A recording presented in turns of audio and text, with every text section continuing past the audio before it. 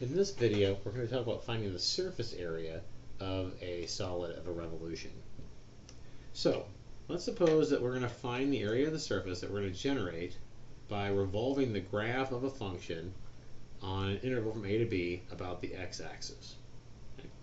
And just like what we did for arc length, we're going to assume that we have a nice, smooth function over the interval from a to b. Meaning, again, that the graph has no sharp corners, has no cusps, it's connected everywhere. We don't have any issues as far as that goes. Just like what we talked about every other time we've been doing an application of integration, we're going to divide up our interval into pieces. So we're going to partition our interval from a to b into n subintervals. And we're going to use some geometric object that we can find the quantity that we're interested in easily, add those things up, and recognize that we have a Riemann sum. And then take a limit that gives us a definite integral. In this case, we're going to use what I'm going to refer to as bands. We're going to approximate surface area using bands. So let me show you what I mean. So we've got some function on the interval from a to b. We've taken the graph of the function and we've rotated it around the x-axis. So if we thought about having the area underneath that curve, we would get a volume, like we did back a couple of chapters ago. We would get a volume. Here we're just interested in the surface, however, just the outer layer. Okay? So what I mean by approximating using a band is think about if we had that line segment across the curve on the interval from on the ith subinterval. When I rotate that line segment, I get this band. I get what's referred to as a frustum of a cone. So this piece here would give you what's referred to as the lateral surface area of the frustum. Okay. And it's true in general that the area of the frustum, that last lateral surface area of the frustum, is 2 pi RL. R is the average radius of the frustum. So notice that there's two radii here, right? There's this one on kind of this bigger circle, at least in my picture, this one on a bigger circle, this one on a smaller circle. So we have two radii. The R here is representing the average of those two. So as far as the frustum goes, it would be the radius that would be right in the middle. That would be your average radius. L is referred to as the slant height. That's the length of this diagonal segment on my picture, which would be, of course, be the same as this length here. All right. So we're not given R and L in general. We're given a function that we've rotated. So we need to get R and L in terms of the function that we're given. All right, so let's think about the radius first. For the radius again, the radii would be this big radius here would be your f of x sub I minus 1. The smaller one here would be your f of x sub I. Again, which one's bigger and which one's smaller doesn't matter because we want the average of those two things. Now, in general, it's true that when you take the average of two numbers, that number is in between the two numbers. The average is in between the two numbers that you started with. So the average of f of x sub I minus 1 and f of x sub I is going to be in between those two function values. Now remember, we said we were going to have a nice, smooth function to start with. No holes, no sharp corners, no cusp, none of that stuff, right? Well, the no holes idea means that the function is continuous. So your average of the function values is an intermediate value of the values of the endpoints. So we can use the intermediate value theorem to guarantee that we have some sample point in the ith subinterval that gives us a function value equal to the average of those two function values of the endpoints. Okay, so f of x sub I star will be equal to the average of the two function values of the endpoints. So that means that what we have is we have the r in terms of the function, which is one of the goals that we were going for. All right, now we need the L in terms of the function.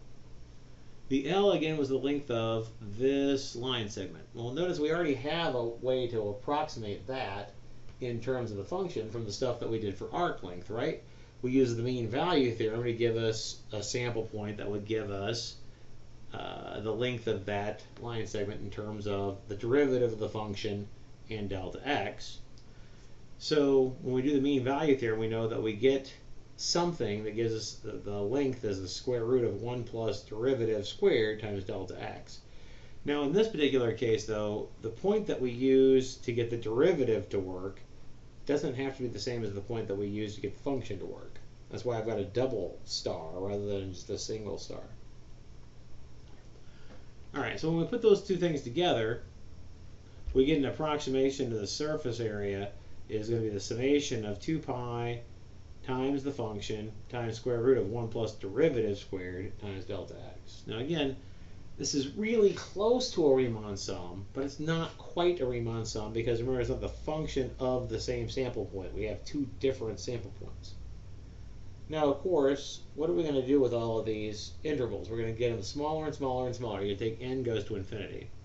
So even though this is not quite a Riemann sum, when you take the limit, you could really show that this is the limit of that summation on the previous slide does turn out to be a definite integral. And if you think about it, it makes sense because the length of the subintervals gets smaller and smaller and smaller, which means your x by star and your x by double star have to approach each other. So we can get our formula for the area of the surface generated by taking the graph of f of x and rotating around the x-axis is going to give you the integral from a to b of 2 pi f of x square root of 1 plus the derivative squared dx.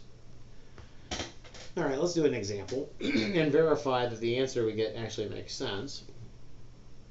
Let's say we graph the surface, or excuse me, we graph the function y equals x and rotate that graph about the x-axis, where the interval that we're interested in is from 0 to 2. Well, just using our formula here, well, certainly the derivative of f of x is 1, so we'll get integral from 0 to 2 of 2 pi f of x is x, f prime of x is 1, so we get square root of 1 plus 1 squared. So this is just square root of 2. So the pi and the square root of 2 can come out in front, and then you anti-differentiate 2x, you get x squared, evaluate it from 0 to 2, and that gives you 4 pi root 2 for your answer.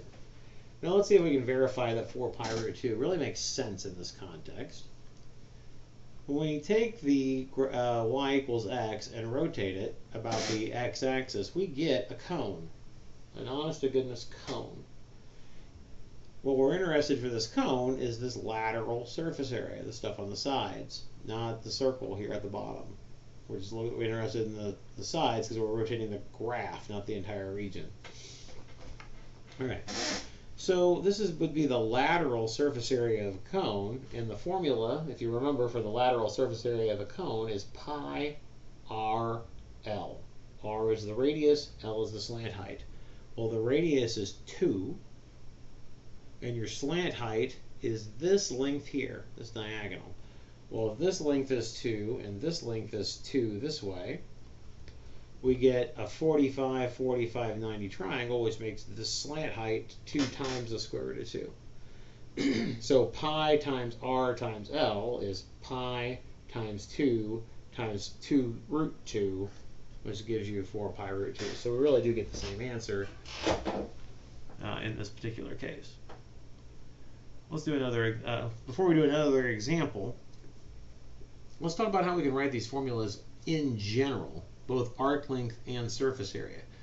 Because there's a lot of things to remember. Am I rotating around the x-axis? Am I rotating around the y-axis? Am I just looking for arc length? Am I looking for surface area? So let's see if we can make the formulas a little bit more general and talk about them in a general sense. All right. So this blue curve is just some arbitrary function. These dx, dy, and ds are representing differentials. So your dx is your change in x, and your dy here is your change in y. Your ds then is the change in the arc length. Now again, it's not the exact length of the change in the arc length because it's not the stick, the line segment isn't quite the curve that might be bent. But as your delta x gets smaller and smaller, your dx gets smaller and smaller, your ds really will be really close to what the change in the arc length is. Notice that we've got a right triangle relationship here. So we actually use that relationship to help us get concise formulas for the arc length and the surface area. And it doesn't matter whether or not the integral is in terms of, the function is in terms of x or in terms of y. Okay? So looking at your first one, let's say we had the arc length. Well, remember your arc length is either square root of 1 plus f prime of x dx, or f prime of x squared dx, or the square root of 1 plus f prime of y squared dy. Notice that you can get those formulas by dividing this equation either by dx squared or dy squared. If you divide by dx squared, you get 1 plus dy dx squared, or 1 plus f prime of x squared. Okay? If you divide by dy squared, you'll get 1 here plus dx dy, or f prime of y squared. And then, pardon me, you get, if you have ds squared, you get to take the square root to get the ds by itself rather than having a ds squared. And then you would also multiply by either the dx or the dy to get your appropriate differential. So you can remember your arc length formula is just the integral of ds. What about your surface area formula around the x-axis? Well, we had f of x when we did the development before, but f of x can be thought of as y, and then we had square root of 1 plus f prime of x quantity squared. That's our ds again. So when we have the surface area revolving around the x-axis, we can just think of this as 2 pi integral of y ds. The y is giving you the radius, the ds is giving you the arc length. If you're given a function of x, you're going to replace both pieces with the appropriate function of x's. If you're given a function of y, however, you don't need to replace the y. You only need to replace the ds. Similarly, when we have the surface area for revolving around the y-axis, your radius then becomes x rather than y, but your ds is the same. It's still a change in arc length. So again, these are concise formulas for remembering surface area. So let's do an example here. Area of the surface generated by revolving x equals y squared about on the interval from 0 to 2 about the x-axis. All right. We are given x as a function of y. It will probably be much easier for us to, if we're given a function of y, it's probably much easier for us to deal with everything in terms of y's, rather than having to solve for y in terms of x first before we go on to anything else. Because if we did that, not only would we have to change the function, we'd have to change the interval. Okay. So it's much, much easier to leave this in terms of y and deal with functions of y's than it is to try to convert everything to functions of x. All right, so function of y, take the derivative, we get 2y. According to the formulas that we talked about on the previous slide, when you rotate about the x-axis, your integral is y ds, because again the y is the radius. When you rotate about the x-axis, your radius is the y coordinate. Alright, so we're given function of y, we want everything in terms of y. So I do not need to substitute anything for that y right there. It's already in terms of y. Don't put it in terms, try to put it in terms of x. It's already in terms of y, and we're doing everything in terms of y. For your ds piece, you're going to do square root of 1 plus derivative squared. The derivative was 2y, so we get 4y squared as the other piece. This integral now you can do is u substitution. When you let u equal what's under the radical, your du would be 8y dy, so you have to divide by 8, and then you've got a 2/3 that'll come out when you do your antiderivative. So that's where the 1/6 essentially comes from. So you get pi over 6 times that expression to the 3 halves, and then you plug in your values, and you'll get 17 root 17 minus 1 times pi over 6.